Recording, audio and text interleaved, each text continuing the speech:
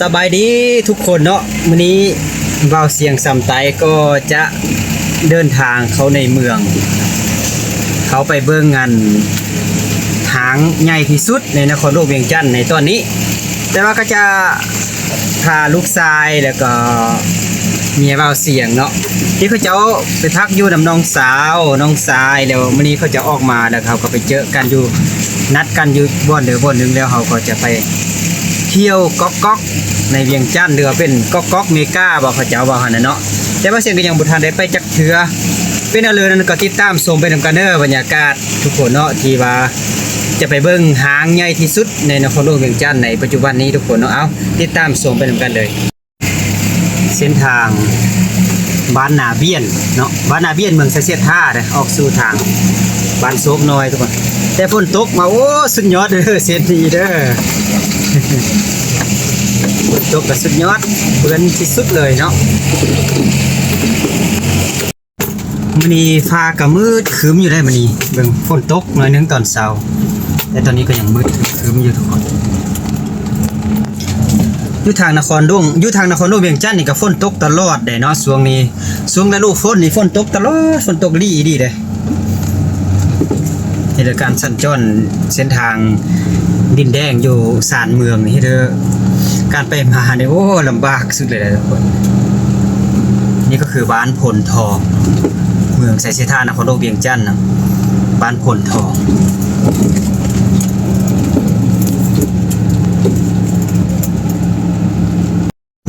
ตอนนี้เราก็ออกมาฮอตทางย่างแล้วเนาะทางย่างก็เป็นบ้านซกน้อยเลยทุกคนอันนี้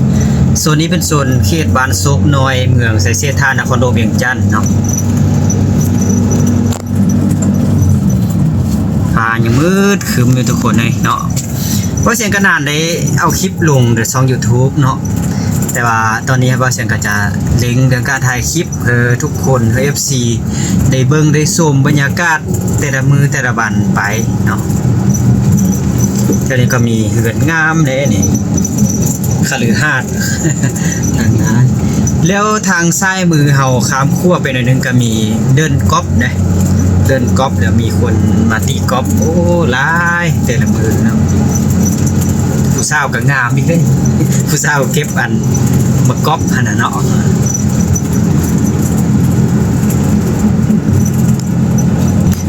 โอ้ฝนตกแล้วเนาะฝนตกลงมาแต่ว่ายังฝนบ่แห้ง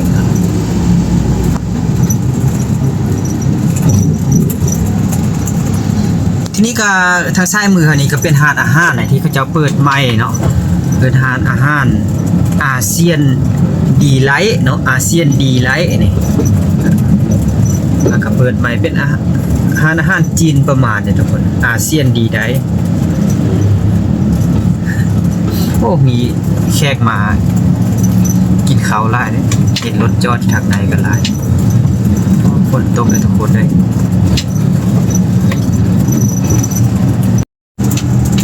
เขตนี้ก็เป็นเขตบ้านพระขาวเนาะบ้านพระขาวแต่ว่าฝนตกเลยนะเขาก็เกี่ยมจะเอารถไปจอดอยู่วิวมอเนาะวิวมอแล้วจะขึ้นรถก็นำครอบครัวรถนำน้องสาวไปเนาะไปก๊อกเมกา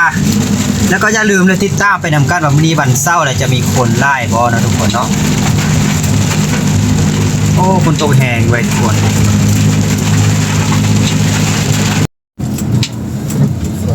ฝนตกเขตนี้ก็เขตห้องประสุมเนาะเขตนี้เอื้อนแล้วเอารถไปจอดอยู่วิวมอป้าอยู่ที่นั้นก่อนเนาะอยู่น้องเศร้าแล้วก็ครอบครัวก็เสียงมาท้ายอยู่นั้นแหละนี่ก็คือบรรยากาศอยู่ที่นครหลวงเวียงจันทน์เนาะในวันเสาร์นี้เนาะรถก็บ่หลายเด้รถเนาะรถบ่หลายเป็นมือพักมือฟ้อนตอนนี้เราก็ใกล้จะฮอดวิวมอเรามีบ่อนจอดรถบ่มื้อนี้คนมาหลายก็ลองบ่ น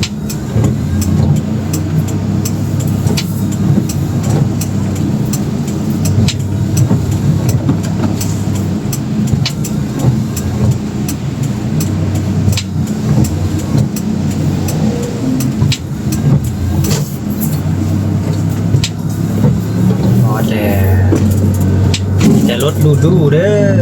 มันใส่บริการวิวมอร์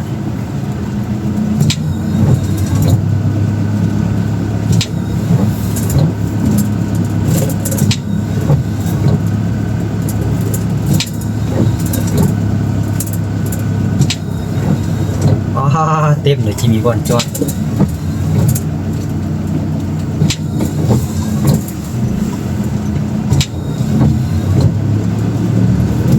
โอ้มันเศร้าได้ไล่รถไล่อีดีวะ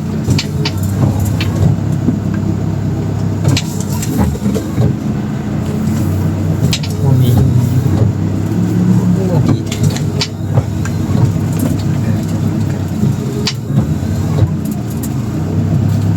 วิวมอ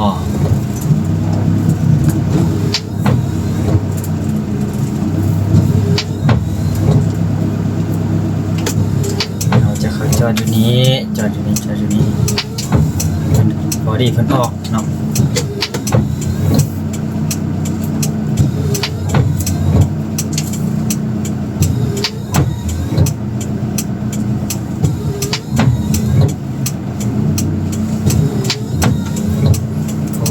พอดี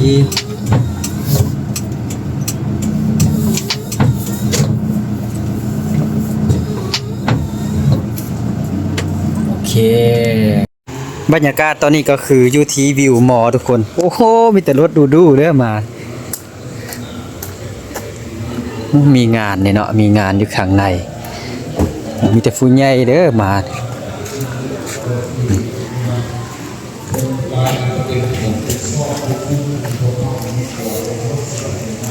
โอ้ฝนตกแห้งแท้ทุกคนบรรยากาศอยู่นครหลวงเวียงจันทร์ตอนนี้ฝนตกแห้ง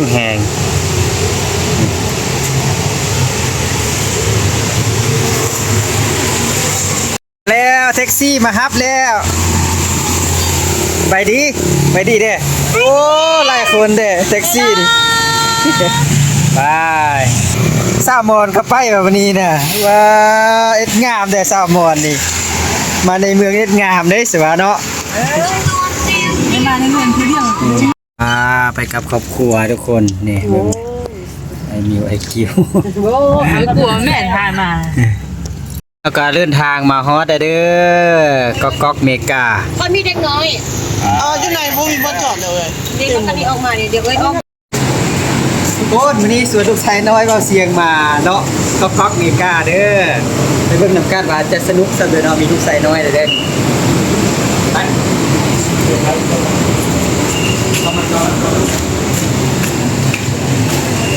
ตำนั้นอยู่ไหนดิคะเนาะ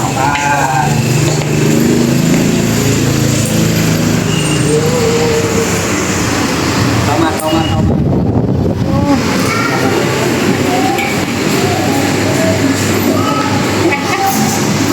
เป็นฟอลูคอนอีกครั้งเลยทุกคนเลย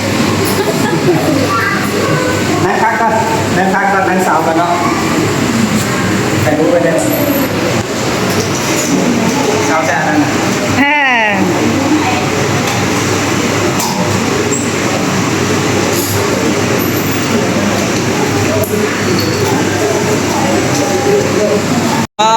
คนมาไล่เลยทุกคนเนาะคนมาไล่อีรีเลยไป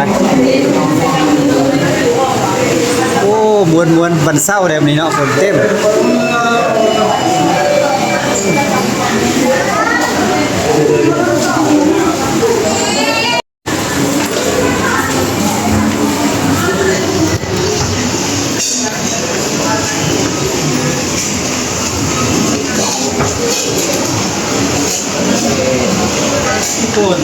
คนไล่ที่สุดเลยทั้งที่เดี๋ยวนี้เราเสียงมาแต่บางบรรยากาศทุกคนเบิ่งคนเนาะเป็นหางไม้แล้วก็หางใหญ่ที่สุดเลยแล้วก็ตัวเบี่ยงจันลูกชายไฮเนี่ยลูกชายไฮสั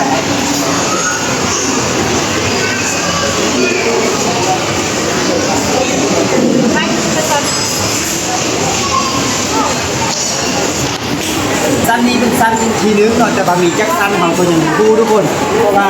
เสือลูกทรายได้นำมาเลาะนี่เราจะถามทรายน้อยเป็นยังไม่มันเด้อมีเนาะมาเก็บดีเลยจนละเนาะลูกทรายน้อยอันนี้ลูกทรายใหญ่เลย2 คนลูกทรายใหญ่คนละแม่อีกคนแม่หมด ลูกชายให้เนาะ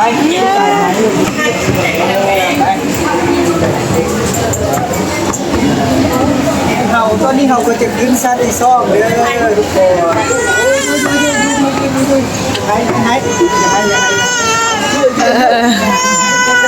โอ้ยอย่าให้ให้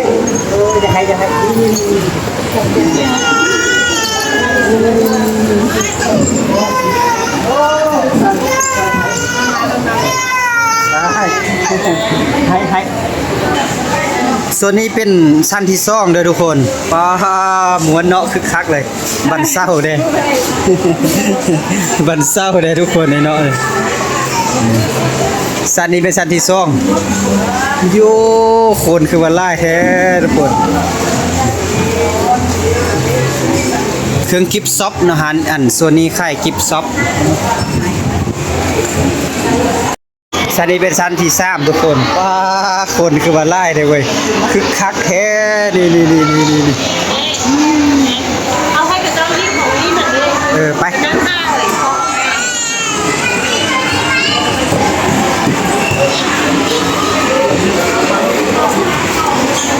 ส่วนนี้เป็นส่วนเครื่องลิ้นเล็กน้อยเนาะไป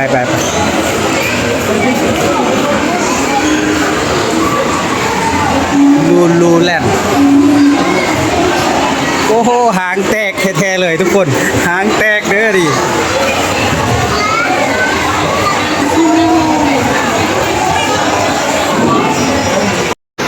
เราจะขึ้นซันทีซี่ทุกคนป้า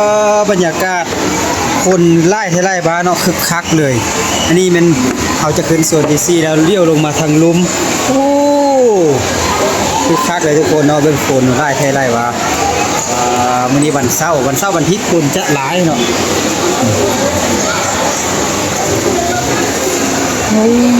หางแตกแท้ๆคึกคักโอ้โซนี่บ่ไล่เนาะคนบ่ไล่บันเด้อโอ้นี่โซนนี้เป็นโซนเขาเจ้าขายรถเนาะหรือว่าโฆษณารถโอ้โซนนี้คนกันไล่อยู่เด้อเป็นซันที่หานะทุกคนบรรยากาศแบบนี้คึกคักเลยคนลาวเขานี่วันอาทิตย์วันเสาร์ก็จะมาที่นี้แหละเนาะเพราะว่าเป็นมือพักมือฟ้อนเลยหะนะเนาะส่วนนี้ส่วนขายรถแล้วก็โซนที่เขาเจ้าเป็นลิ้นถ่ายรูปอย่างต่างๆโอ้บรรยากาศคึกคักเลย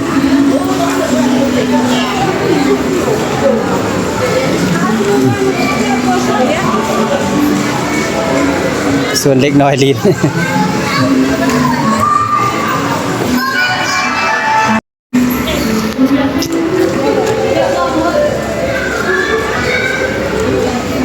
โอ้ใส่น้อยนี่โซนนี้เป็นโซนขายรถ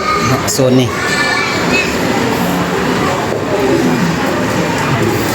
คนเขาเจ้ามาย่างเลาะหรือว่ามาซื้อเครื่องซื้อของนี่ก็หลายที่สุดเลย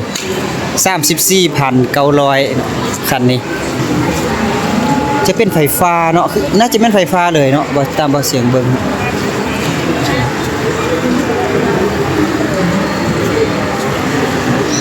ส่วนนี้เป็นส่วนขายรถคันนี้ 11,000 เนาะ 11,400 คันนี้เนาะเลฮั่นเนาะคันนี้โอ้งามทางนี้เนาะส่วนดอกไม้เด้องามทุกคนโอ้คักแท้เป็นไงเด้อสามอนเป็นไงเด้อดีใจบ่ที่มาเลยมาลิ้นโอ้ดีใจแฮงว่ะ ใจแห้ง โอ้ดีใจแฮง โอ้เขาจะหาเบอร์สูบยาได้แค่นี้เด้อเป็นได้ไอ้กิวม้วนบ่มาเลาะน่ะโอ้คักแก่พวกนี้ไปมันคือกับธรรมชาติเลยได้เนาะที่เขาเจ้าอันแต่งเป็นส่วนดอกไม้น่ะกำลังสมส่วนดอกไม้โอ้คัก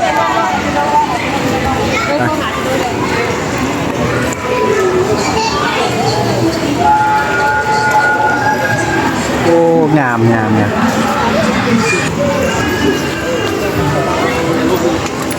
โอ้คักเนาะ ยิ้มแน่เขาเจ้าจะเฮ็ดแบบคือกับอันอยู่ในธรรมศาสตร์นี่นะเนาะนี่มีไฟงามโอ้ถ่ายรูปงามเลยทุกคนเนาะบรรยากาศเป็นคึกคักเลย คนคือมาเต็มทุกจุดเว้ยคนไล่ไทยไล่หวาเด่นโอ้งามเลยดอกไฟแสงสีงามแถวนี้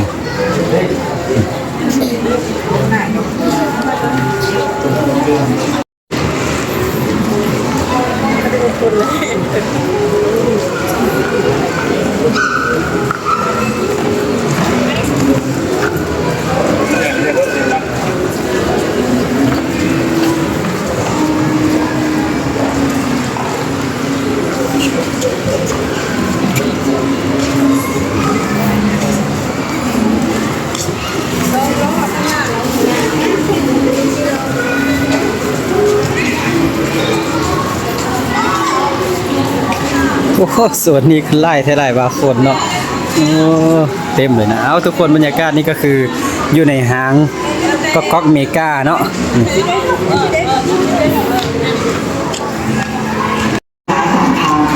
และเซมาส่วนชั้นสองจะมีอยู่ธนาคารอินโดจีนถ้าลูกค้าต้องการสอบถามข้อมูลเพิ่มเติมสามารถสอบถามข้อมูลได้ที่ศูนย์บริการข้อมูลทรัพย์เงินขอขอบใจสมัยนี้เนี่ยลูกค้า ส่วนนี้คือคักเลยทุกคนเอ้ยเนาะบรรยากาศ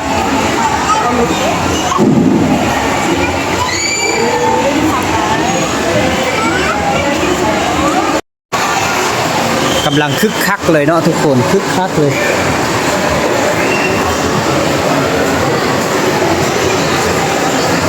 โอ้